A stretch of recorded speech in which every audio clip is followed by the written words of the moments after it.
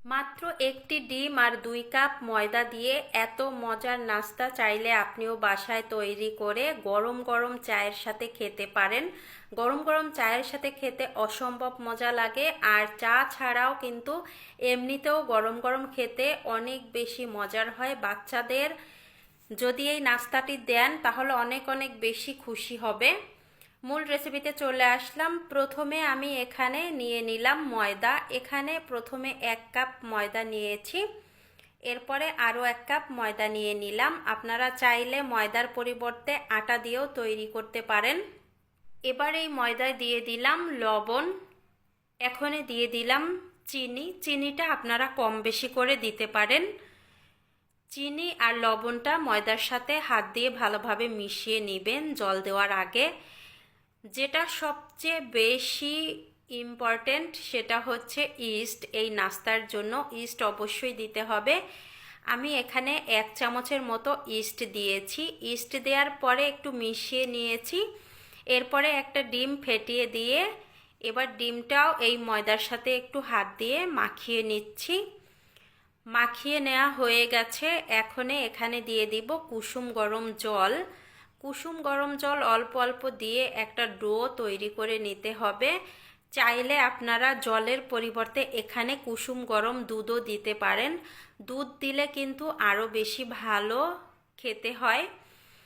এই তো আমি মথে নিচ্ছি।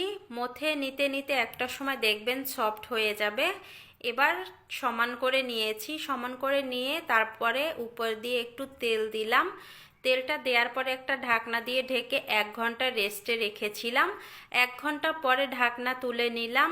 এখনে এই তো ফুলে ডাবল হয়ে গেছে। ভিতরে যে বাষ্প থাকে সেটা এবার আবারও মথে নিয়ে বের করে নিতে হবে। মথে নেওয়া হয়ে গেছে।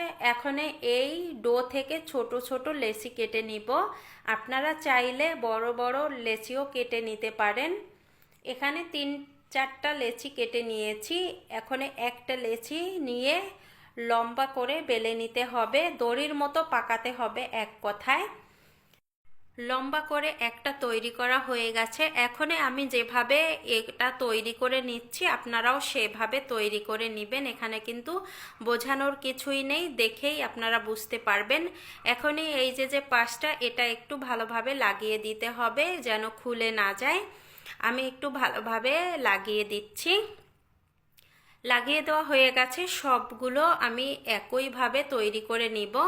সবগুলো তৈরি করা হয়ে গেছে। এবার চুলায় চলে আসলাম ভাজি করার জন্য। তেলটা কুসুম গরম অবস্থায় এই নাস্তাগুলো দিতে হবে। বেশি হাই হিটে দিলে ভিতরে কাঁচা থাকবে, উপর দিয়ে কিন্তু হয়ে যাবে। এই নাস্তাগুলো দেওয়ার পরে 4 মিনিটের মতো জাল করে নিয়েছি লো হিটে। এখন এক এক করে উল্টিয়ে দিলাম। এপাশ ওপাশ করে উল্টিয়ে নাস্তাগুলো প্রায় 10 থেকে 12 মিনিটের মতো ভাজি করে নিয়েছি। এবার নাস্তাগুলো হয়ে গেছে। তেল ছেঁকে নাস্তাগুলো নামিয়ে নিব। আর কতটা ফুলেছে দেখেন। সবগুলো নাস্তাই তৈরি করে নিয়েছি। একটা নাস্তা আমি একটু ছিঁড়ে দেখাচ্ছি, দেখেন তুলোর মতো নরম তুলতুলে এই নাস্তাটি। আপনারাও বাসায় সেমভাবে তৈরি করে বাচ্চাদের দিতে পারেন।